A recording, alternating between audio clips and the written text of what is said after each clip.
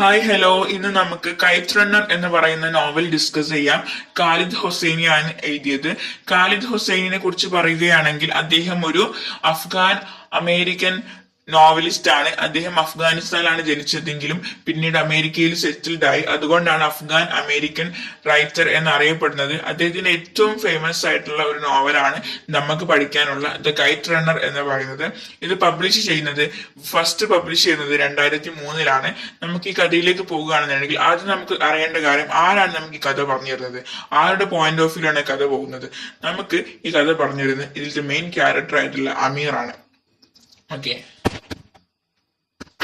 ഇപ്പോൾ നമ്മൾ novel start ചെയ്യുന്നത് സാൻ ഫ്രാൻസിസ്കോ എന്ന് പറയുന്ന ഒരു സ്ഥലത്താണ്. 2001 ഓക്കെ, 2001 സാൻ ഫ്രാൻസിസ്കോയിലാണ്. അവിടെ നമ്മുടെ മെയിൻ ക്യാരക്ടർ അമീർ, അദ്ദേഹത്തിനൊരു ഫോൺ കോൾ വരികയാണ്. റഹീം ഖാൻ എന്ന് പറയുന്ന പഴയ ഒരു ഫാമിലി ഫ്രണ്ടാണ് വിളിക്കുന്നത്. റഹീം ഖാൻ ഇപ്പോൾ പാകിസ്ഥാനിലാണ് ഉള്ളത്. റഹീം ഖാൻ അമീറിനെ വിളിക്കുന്നു. അങ്ങനെ റഹീം ഖാൻ അമീറിനോട് പറയുകയാണ്, നിനക്ക് നന്നാവാൻ ഒരു അവസരം കിട്ടിയിരിക്കുന്നു. അത് കേട്ട ഉടനെ തന്നെ നമ്മുടെ അമീറിന് എന്തോ ഓർമ്മ വരികയാണ്. കുട്ടിക്കാലത്തുള്ള അദ്ദേഹത്തിന്റെ എന്തോ ഒരു ഓർമ്മകൾ മനസ്സിലേക്ക് വരികയാണ്. അദ്ദേഹം അഫ്ഗാനിസ്ഥാനിലെ കാബൂൾ എന്ന് പറയുന്ന സ്ഥലത്തായിരുന്നു അദ്ദേഹത്തിന്റെ കുട്ടിക്കാലം. അവിടെ യുദ്ധം വന്ന് നശിപ്പിക്കുന്നതിന് മുന്നേ ആയിട്ട് അവിടെയായിരുന്നു താമസിച്ചിട്ടുണ്ടായിരുന്നത് അമീറും അമീറിന്റെ ഫാമിലിയും. ഇപ്പോൾ അമേരിക്കയിലെ സാൻ ഫ്രാൻസിസ്കോ എന്ന് പറയുന്ന സ്ഥലത്താണുള്ളത്. അവിടേക്കാണ് പഴയ ഒരു ഫാമിലി ഫ്രണ്ട് വിളിക്കുന്നത്. ഫാമിലി ഫ്രണ്ടാണ് ആര്? നമ്മുടെ റഹീം ഖാൻ. ഇതുവരെ പിടികിട്ടിയില്ലേ? അമീർ ഇപ്പോൾ ഏകദേശം ഒരു യങ്സ്റ്റർ, ഒരു പ്രായമായിട്ടുണ്ട്. കല്യാണം കഴിഞ്ഞ് ആ ഒരു പ്രായത്തിൽ നിൽക്കുകയാണ്. ഇപ്പം അമീറിന്റെ പണ്ടത്തെ കാലത്തേക്കാണ് പോകുന്നത്. നമുക്ക് പണ്ടത്തെ കഥ എന്താണ് നോക്കാം. അമീർ വളർന്ന് വലുതായത് ഭയങ്കര ഒരു റിച്ച് ആയിട്ടുള്ള ഒരു ഫാമിലിയിലാണ്. കാബൂൾ എന്ന് പറയുന്ന സ്ഥലത്താണ് ജീവിച്ചത്. അവന്റെ അച്ഛന്റെ പേരാണ് ബാബ. BABA. ബാബ എന്ന് പറയുന്നത് ഭയങ്കര റെസ്പെക്ട്ഫുൾ ആയിട്ടുള്ള ഭയങ്കര ഒരു പവർഫുൾ മാൻ ആണ്. എല്ലാവർക്കും അയാളെ നന്നായിട്ട് അറിയാം. ആ ഒരു സ്ഥലത്തുള്ള ഏകദേശം എല്ലാവർക്കും നന്നായിട്ട് അറിയാം. കാരണം ഒരു വെൽത്തി മാൻ ആണ്. അമീറിന്റെ അമ്മ അമീർ ജനിക്കുമ്പോൾ തന്നെ മരിച്ചിട്ടുണ്ട്. അമീറിന് എപ്പോഴും ഒരു ഇൻസെക്യൂരിറ്റി ഫീലാണ്. കാരണം അമീറിന് എപ്പോഴും ഒരു പ്രശ്നമുണ്ട്. അമീറിന്റെ അച്ഛൻ എപ്പോഴും ചിന്തിക്കുന്നുണ്ടാകും, അമീറിന്റെ അമ്മ മരിക്കാൻ കാരണം ഇവന്റെ ജനനമാണ് എന്നുള്ള ചിന്തകളൊക്കെ ഇവന് മനസ്സിലുണ്ട്. അത് ബാബയ്ക്കും ചിലപ്പോൾ ഉണ്ടായേക്കാം. ബാബ എപ്പോഴും പ്രാധാന്യം നൽകുന്നത്, ബാബ എന്ന് പറയുന്നത് ഫാദറാണ്. ഈ ബാബ എപ്പോഴും പ്രാധാന്യം നൽകുന്നത് കറേജ്, സ്ട്രെങ്ത്, ഭയങ്കര മസ്കുലിനിറ്റി അങ്ങനെയൊക്കെയാണ്. പക്ഷെ അമീർ എന്ന് പറയുന്നത് ഭയങ്കര സെൻസിറ്റീവ് ആണ്. അവൻ ഏറ്റവും ഇൻട്രസ്റ്റ് എന്ന് പറയുന്നത് റീഡിങ്ങിലും അതുപോലെ തന്നെ സ്റ്റോറീസ് ഒക്കെ എഴുതുന്നതിലും കൂടിയാണ്. ഈ വായന ഇതൊക്കെയാണ് നമ്മുടെ അമീർ ഏറ്റവും ഇഷ്ടം. അച്ഛൻ അങ്ങനെയല്ല. അച്ഛൻ നേരെ മറിച്ച് ഭയങ്കര കറേജ്, ധൈര്യത്തിലൊക്കെ വിശ്വസിക്കുന്നു, സ്ട്രെങ്ത്തില് അങ്ങനെയാണ്. അപ്പൊ ഈ ഒരു രണ്ട് പേരുടെയും രണ്ട് തരത്തിലുള്ള ഒരു ഡിഫറെന്റ് പോയിന്റ് ഓഫ് വ്യൂ ആയതുകൊണ്ട് തന്നെ അവർ തമ്മിൽ ഇടയ്ക്കിടയ്ക്ക് ഇതിനെപ്പറ്റി തർക്കങ്ങളൊക്കെ ചെറിയ രീതിയിൽ ഉണ്ടാവാറുണ്ട്. അതേസമയം ആ വീട്ടിലുള്ള ഒരു വേലക്കാരനാണ് അലി. ബാബന്റെ വീട്ടിലുള്ള ഒരു സെർവന്റ് ആണ് അലിന്റെ മകനാണ് ഹസൻ. ഓക്കെ, അവരും ഈ വീട്ടിൽ തന്നെയാണ് താമസിക്കുന്നത്. അലിയും അലിയുടെ മകൻ ഹസനും. ഹസൻ എന്ന് പറയുന്നത് ഹസാറ ഗ്രൂപ്പിൽപ്പെട്ട ഒരു വിഭാഗത്തിലുള്ള ആൾക്കാരാണ് അലിയും ഹസൻ. ഹസാറ ഗ്രൂപ്പ് എന്ന് പറയുന്നത് അഫ്ഗാനിസ്ഥാനിലെ ഒരു മൈനോറിറ്റി ഗ്രൂപ്പാണ്.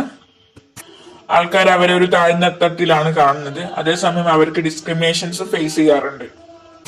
ഈ ഹസൻ അവിടുത്തെ വേലക്കാരന്റെ മകനാണെങ്കിലും അമീർ അവിടുത്തെ മുതലാളിയുടെ മകനാണെങ്കിൽ കൂടി ഇവർ തമ്മിൽ ഭയങ്കര ഫ്രണ്ട്ഷിപ്പ് ഉണ്ട്. അവരെ ഒരുമിച്ചാണ് വളർത്തുന്നത്. വീട്ടില് ഒരേ പ്രായമാണ് ഏകദേശം. പക്ഷെ അവരുടെ ഫ്രണ്ട്ഷിപ്പ് ഒരിക്കലും ഈക്വൽ ആയിരിക്കത്തില്ല. കാരണം അമീർ എന്ന് പറയുന്നത് എപ്പോഴും പ്രിവിലേജ്ഡ് ആയിട്ടുള്ള ഭയങ്കര എഡ്യൂക്കേഷൻ ഒക്കെ ഉള്ള ഒരു കുട്ടിയാണ്. ഹസൻ എന്ന് പറയുന്നത് അവന് എഡ്യൂക്കേഷൻ ഒന്നുമില്ല, അത് മാത്രമല്ല എഴുതാനും വായിക്കാനും അങ്ങനെ അറിയത്തില്ല. ഓക്കെ, അപ്പൊ ഇങ്ങനെ വ്യത്യാസം അവർ തമ്മിലുണ്ട്. ഹസന് അമീറിനെ ഭയങ്കര ഇഷ്ടമാണ്. അമീറിനെ ആരെങ്കിലും എന്തെങ്കിലും ചെയ്യുകയൊക്കെ ചെയ്യുകയാണെന്നുണ്ടെങ്കിൽ നമ്മൾ ഹസൻ എന്താകും, അതിനെ ഡിഫെൻഡ് ചെയ്യും. എപ്പോഴും റിപ്പീറ്റ് ചെയ്യുന്ന ഒരു വേർഡ് ഉണ്ട്, ഹസൻ അമീറിന് വേണ്ടി എപ്പോഴും പറയുന്ന ഒരു വേർഡ് ഉണ്ട്, ഫോർ യു 1000 times ഓവർ. അത് ഭയങ്കര ഫേമസ് ആയിട്ടുള്ള ഒരു ലൈനാണ്. നിനക്ക് വേണ്ടി നമ്മൾ പറയത്തില്ലേ, നിനക്ക് വേണ്ടി 1000 ദിവസങ്ങൾ ആണെങ്കിലും അങ്ങനെയൊക്കെ നമ്മൾ പറയത്തില്ലേ, ആ ഒരു രീതിയിൽ പറയാണ്. ഫോർ യു 1000 times ഓവർ എന്ന് പറയുന്ന ഒരു ഫേമസ് വരിയുണ്ട്. അതിലൂടെ നമുക്ക് മനസ്സിലാവും ഹസൻ അമീറിനെ എത്രത്തോളം ഇഷ്ടപ്പെടുന്നുണ്ടെന്ന്. അവർ തമ്മിൽ ഏറ്റവും സന്തോഷിക്കുന്ന ഒരു സമയം എന്ന് പറഞ്ഞാൽ അവരുടെ കൈറ്റ് ഫ്ലൈയിങ്, പട്ടം പറയിപ്പിക്കുന്ന സമയമാണ്. അത് കാബൂളില് വിന്റർ സീസണിൽ ഭയങ്കര പോപ്പുലർ ആയിട്ടുള്ള ഒരു സമയത്താണ് അവർ ഈ പട്ടം പറയിപ്പിക്കുക. അപ്പോൾ അവിടെ ഓരോ ഇയർ ആവുന്ന സമയത്തും ഇവിടെ ഒരു ഫൈറ്റിംഗ് കോമ്പറ്റീഷൻ ഉണ്ട്. കൈറ്റ് ഫൈറ്റിംഗ് ടൂർണമെന്റ് നടത്താറുണ്ട്. അപ്പം അമീറിന് ഇപ്രാവശ്യം ജയിക്കാൻ നല്ല ആഗ്രഹമുണ്ട് ആ ഒരു ഫൈറ്റിങ്ങില്. കാരണം അങ്ങനെയെങ്കിലും ബാബക്ക് മനസ്സിലാവുമല്ലോ എനിക്ക് കുറച്ച് ധൈര്യവും സ്ട്രെങ്ത്തും കാര്യങ്ങളൊക്കെ ഉണ്ട് എന്നുള്ള എന്റെ ബാബ എന്ന് പറഞ്ഞ അച്ഛനാണല്ലോ, അവന്റെ ബാബക്ക് മനസ്സിലാവുമല്ലോ എന്ന് തോന്നിയിട്ട് അമീറിന് എന്തായാലും ജയിക്കാൻ ഒരു വാശിയുണ്ട്. അപ്പൊ ഹസനാണ് നമ്മുടെ അമീറിന്റെ കൈറ്റ് റണ്ണർ, എന്താണ് സഹായിക്കുകയൊക്കെ ചെയ്യുന്ന ആള്. കൈറ്റ് റണ്ണർ എന്ന് പറയുമ്പോൾ ഓൻ എന്ത് ചെയ്യും, ഹസന് നിലത്ത് വീഴുന്ന കൈറ്റൊക്കെ എടുത്ത് പെറുക്കി കൊടുക്കും, അമീറിനെ സഹായിക്കും. അങ്ങനെ അമീർ എന്ത് ചെയ്യുന്നു, ആ ഒരു ടൂർണമെന്റിൽ ജയിക്കുകയാണ്. ബാബ ഭയങ്കര പ്രൗഡായിരിക്കും അവൻ ജയിച്ചതില്. അമീറിനും ഭയങ്കര ജയം കൈവരിച്ച പോലത്തെ ഒരു ഫീലാണ്. അതേസമയം ഭയങ്കര ഇമ്പോർട്ടന്റ് ആയിട്ടുള്ള ഒരു മൊമെന്റ് നടക്കുന്നത് ഇപ്പോഴാണ്. ഇവൻ ജയിച്ചതിന് ശേഷം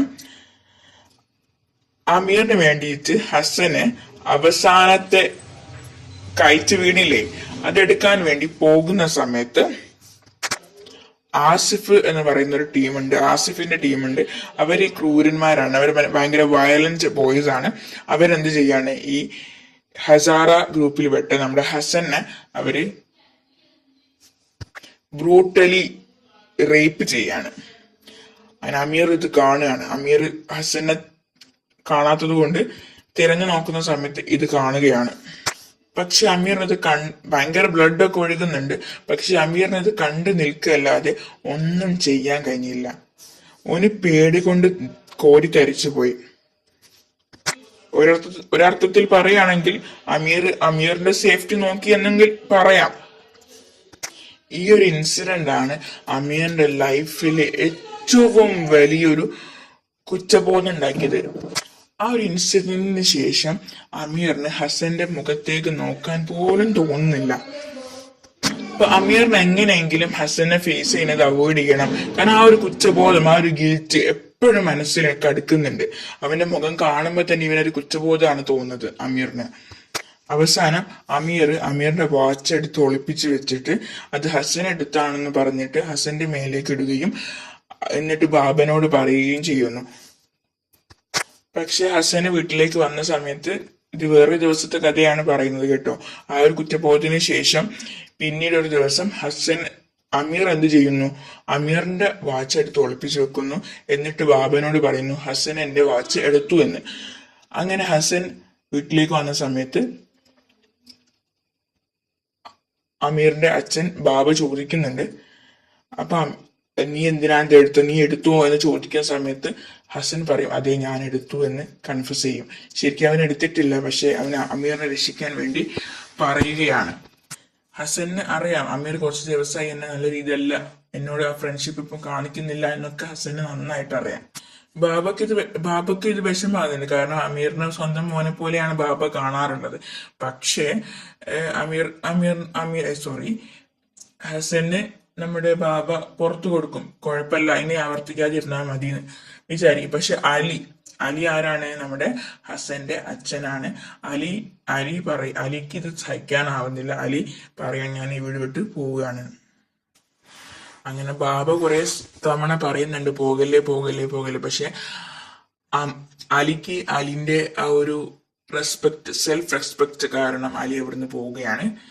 അതേസമയം അമീറിന് എന്തോ എന്നില്ലാത്തൊരു ഫീലാണ്. അവനെ ഫേസ് ചെയ്യേണ്ട ഒരു കാര്യം, പക്ഷെ അവനൊരു കുറ്റബോധവും നാണക്കേടും എല്ലാം നിറഞ്ഞൊരു ഫീലിംഗ് ആണ് ആ സമയത്ത് നമ്മുടെ അമീറിന് ഉണ്ടാകുന്നത്. അതിനുശേഷം നമ്മുടെ അഫ്ഗാനിസ്ഥാനില് ഈ സോവിയറ്റ് ഇൻവാൻഷൻ ആ ഒരു ടൈമാണ്. മൊത്തം പ്രശ്നങ്ങളും വാറ് ആ ഒരു സമയമാണ്. അപ്പൊ ബാബയും അമീറും എന്ത് ചെയ്യാണ്, അവിടെ അഫ്ഗാനിസ്ഥാനിലൊക്കെ ഭയങ്കര അവർ അഫ്ഗാനിസ്ഥാനിലെ കാബൂൾ എന്ന് പറയുന്ന സ്ഥലത്താണല്ലോ താമസിക്കുന്നത് ബാബ അമീറൊക്കെ. അപ്പൊ അവിടെ ഭയങ്കര ഡേഞ്ചറസ് ആയിക്കൊണ്ടിരിക്കുകയാണ് കണ്ടീഷൻസ്. അതുകൊണ്ട് തന്നെ ബാബയും അമീറും കൂടി അമേരിക്കയിലേക്ക് മൈഗ്രേറ്റ് ചെയ്യാണ്. കാലിഫോർണിയയിലേക്കാണ് അവർ സെറ്റിൽ ആയിരുന്നത്. അമേരിക്കയിൽ ബാബക്ക് ഇപ്പോ ഒരു പദവിയില്ല. പണ്ട് നല്ല വെൽത്തി മാൻ ആയിരുന്നു, പക്ഷെ ഇപ്പൊ അങ്ങനെയല്ല. ഇവിടെ സർവൈവ് ചെയ്യേണ്ട അവസ്ഥ വന്നു. അങ്ങനെ നമ്മുടെ ബാബ ജോലി ചെയ്യുന്നത് ഒരു ഗ്യാസ് സ്റ്റേഷനിലാണ്. പിന്നെ അമീർ ഒരു കോളേജിൽ നിന്നും ഗ്രാജുവേറ്റ് ആവുന്നു. പിന്നീട് ഒരു റൈറ്റർ ആവുന്നു. പിന്നെ കല്യാണം കഴിക്കുന്നത് സൊരയ എന്ന് പറയുന്ന ഒരു നല്ല ദയ ഉള്ള ഒരു സ്ട്രോങ് വിമനെയാണ്. സൊരയ എന്നാണ് പേര്, SORAYA. പിന്നീട് ബാബ ക്യാൻസർ ബാധിച്ച് മരിക്കുന്നു.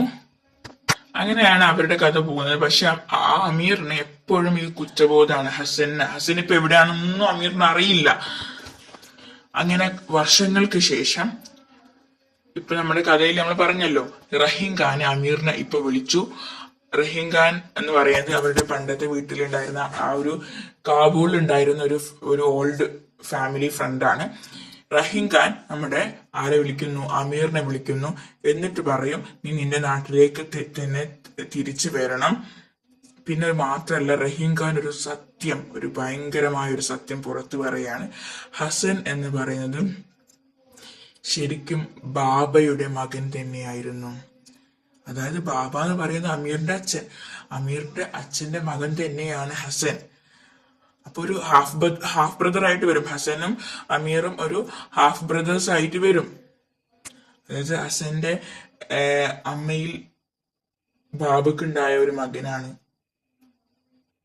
ഈ ഹസൻ എന്ന് പറയുന്നത്. അപ്പൊ നമുക്ക് മനസ്സിലാകാം, ബാബ ഇതൊരിക്കലും ആരോടും പറഞ്ഞിട്ടില്ല ഈ ഒരു കാര്യം, ഈ ഒരു ഇൻസിഡന്റ്. ഹസനും എന്റെ മകനാണെന്നുള്ളത് ആരോടും പറഞ്ഞിട്ടില്ല. അലിക്കും അറിയത്തില്ല. കാരണം അലി വിചാരിക്കുന്നത് എന്റെ മകനാണെന്ന് വിചാരിക്കും. ഓക്കെ, അപ്പൊ ആർക്കും അറിയത്തില്ല ഈ സീക്രട്ട്. അത് ആർക്കും മാത്രമേ അറിയുള്ളൂ. മാത്രമല്ല, ഹസന്റെ അമ്മയും മരിച്ചതാണ്. അപ്പൊ ഈ ബാബക്ക് മാത്രമേ ഈ സീക്രട്ട് അറിയത്തുള്ളൂ. അതുകൊണ്ട് തന്നെ ഈ നോവല് നമുക്ക് കാണാൻ പറ്റും, ബാബ എപ്പോഴും ഹസനെ സ്വന്തം മകനെ പോലെ തന്നെയാണ് കാണാറുള്ളത്. ഓക്കെ, അപ്പൊ ഈ ബാബ ഈ ലൈഫ് ലോങ് ഈ കുറ്റബോധം കൊണ്ട് നടക്കുകയായിരുന്നു. അമീറിന് മാത്രമല്ല കുറ്റബോധം ഉള്ളത് ഈ നോവലിന്റെ അകത്ത്, നേരെ മറിച്ച് നമ്മുടെ ബാബക്കും കുറ്റബോധമുണ്ട്. ബാബ ഇത് ആരോടും പറഞ്ഞിട്ടില്ല. ലൈഫ് ലോങ്, മരണം വരെ ആ ഒരു രഹസ്യം എന്നോട് തന്നെ ഈ മണ്ണിൽ അലിഞ്ഞു ചേരുമെന്ന് പറയുന്ന പോലെ കൊണ്ട് നടന്നു. പിന്നെ വേറൊരു ന്യൂസും കൂടി അമീറിനോട് റഹീം ഖാൻ പറയുകയാണ്. എന്താണ്? ഹസനും ഒരു ഭാര്യ ഉണ്ടായിരുന്നു. അവർ രണ്ടുപേരും താലിബാൻ അവരെ കൊന്നു എന്ന് പറയുന്നു. പക്ഷെ അവർക്കൊരു ചെറിയ മകനുണ്ട്, സഹറാബ് എന്നാണ് പേര്. ഇപ്പം അവൻ ഡേഞ്ചറിലാണ്. അവനെ താലിബാൻ പൂട്ടിയിരിക്കുകയാണെന്ന് പറയും.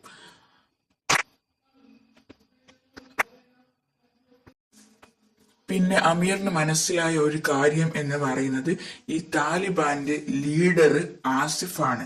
ആസിഫ് ആരാണ്?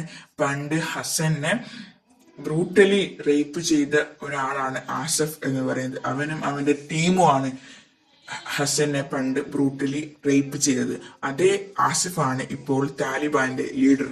അയാളാണ് മൊത്തത്തിൽ എല്ലാവരെയും വയലൻസ് ഒക്കെ യൂസ് ചെയ്തിട്ട് ഭരിക്കുകയാണ്. അങ്ങനെ ഈ അമീറും ആസിഫും തമ്മിൽ ഭയങ്കരമായിട്ടുള്ള ഫൈറ്റിംഗ് നടക്കുന്നു സഹറാബിനെ രക്ഷിക്കാൻ വേണ്ടിയിട്ട്. അതേസമയം നമുക്ക് മനസ്സിലാവുന്ന എന്താണ്, പണ്ടൊരിക്കൽ അമീറിന് ഹസനെ ഇവരിൽ നിന്നും രക്ഷിക്കാൻ കഴിഞ്ഞില്ല. അതേ ഒരു പ്രതികാരം ഇപ്പോഴാണ് തീർക്കുന്നത് അമീർ. നല്ല രീതിയിൽ ഫൈറ്റ് നടക്കുന്നു, അമീർ നല്ല രീതിയിൽ അടികിട്ടുന്നു. അതേസമയം സൊഹറാബ് ഒരു കാര്യം ചെയ്യുന്നു. സൊഹറാബ് ഒരു അമ്പെടുത്തിട്ട്, അമ്പ് പോലുള്ള ഒരു സാധനമാണ്, ഒരു വെടി അമ്പ് പോലെയുള്ള സാധനം, അതെടുത്തിട്ട് ആസിഫിനെ അറ്റാക്ക് ചെയ്യുന്നു, ഷോട്ട് ചെയ്യുന്നു. അങ്ങനെ ആസിഫിന് മുറിയും ഇഞ്ചേർഡായി. അതേസമയം അമീറും സഹറാബും അവിടെ നിന്നും എസ്കേപ്പായി പാകിസ്ഥാനിലേക്ക് വരികയാണ്. അങ്ങനെ അമീർ വിചാരിക്കും അമീറിന് ഓൾറെഡി മക്കളില്ല, കുട്ടികളില്ല, അതുകൊണ്ട് ഇവനെ ദത്തെടുക്കാൻ എന്ന് വിചാരിക്കും. അങ്ങനെ അമീറിന് കുറെ പ്രൊസീജിയറും കാര്യങ്ങളൊക്കെ ചെയ്യേണ്ടി വരുന്നു. കാരണം ഈസി ആയിട്ട് അഡോപ്റ്റ് ചെയ്യാൻ പറ്റിയില്ല. അങ്ങനെ സുഹറാബിനെ അമീറിന് അറിയത്തുമില്ല. അതുകൊണ്ട് സുഹറാബിന് ഒരു പേടി ആയതുകൊണ്ട് തന്നെ സുഹറാബ് സൂയിസൈഡ് ചെയ്യാൻ വേണ്ടി അറ്റംപ്റ്റ് ചെയ്തു. പക്ഷെ മരിച്ചിട്ടില്ല.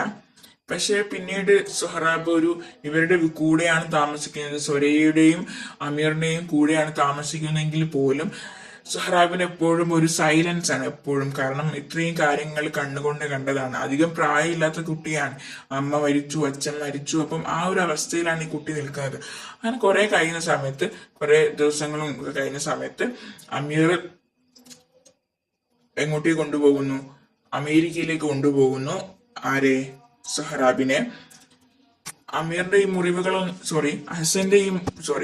സുഹറാബിന്റെയും മുറിവുകളൊന്നും കുറെ ദിവസം അവന് മാറാൻ കുറെ സമയം എടുക്കേണ്ടി വന്നു. അങ്ങനെ അമീറും സൊരയും കുറെ ട്രൈ ചെയ്തു ഇവനെ സന്തോഷിപ്പിക്കാനും. പക്ഷെ അവനെ ഒരിക്കലും സന്തോഷിക്കാൻ കഴിഞ്ഞില്ല. എപ്പോഴും ഒരു സൈലന്റ് ആയിട്ട് മൂലയിൽ ഇരിക്കുകയാണ് പതിവ്. അങ്ങനെ ഫൈനൽ സീനിൽ നമുക്ക് കാണാൻ പറ്റുന്നത് ആ ഒരു ദിവസം വൈകിട്ട് അവിടെ ഒരു കമ്മ്യൂണിറ്റി ഗ്യാതറിംഗ് ഉള്ള ഒരു സമയമാണ്. അങ്ങനെ പുറത്തേക്ക് പോവും. അമീർ ഒരു പട്ടം എടുത്തിട്ട് പറപ്പിച്ച് കാണിച്ചു കൊടുക്കും സഹറാബിന്.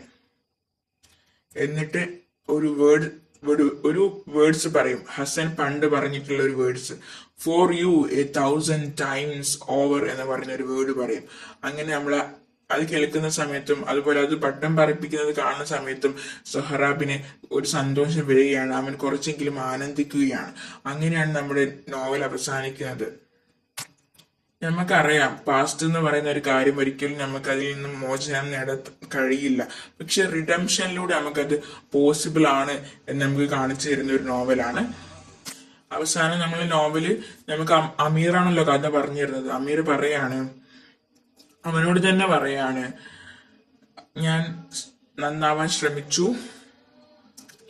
ഹസന് വേണ്ടിയല്ല സഹറാബിന് വേണ്ടി എന്ന് പറഞ്ഞു. ഹസൻ മരിച്ചല്ലോ. അങ്ങനെയാണ് നമ്മുടെ നോവൽ അവസാനിക്കുന്നത്. ഇതിന്റെ മെയിൻ തീംസ് എന്ന് പറയുന്നത് ഗിൽറ്റ് ആൻഡ് റിഡംഷൻ ആണ്. ഓക്കെ, നമുക്ക് ഫാദർ സൺ റിലേഷൻഷിപ്പ് കാണാം, പിന്നെ ക്ലാസ് ഇഷ്യൂ കാണാം അല്ലേ. നമുക്ക് നമ്മുടെ 2 ഗ്രൂപ്പ് ഉണ്ട്. ഹസാര ഗ്രൂപ്പിന്റെ ഒരു മൈനോറിറ്റി ഗ്രൂപ്പാണ്. അവർ ഡിസ്ക്രിമിനേഷൻ അനുഭവിച്ചു. അപ്പൊ അങ്ങനത്തെ കാര്യങ്ങളൊക്കെ ഈ നോവലിൽ നമുക്ക് കാണാൻ പറ്റും. ഓക്കെ, ഇത് നല്ലൊരു നോവലാണ്. അത് മാത്രമല്ല ഇതിന്റെ മൂവി നമുക്ക് അവൈലബിൾ ആണ്. ടെലഗ്രാമിലൊക്കെ നിങ്ങൾക്ക് അവൈലബിൾ ആണ്. അത് വായിച്ച് ചെയ്യുമ്പോൾ കുറച്ച് നല്ല രീതിയിൽ മനസ്സിലാവും കഥ.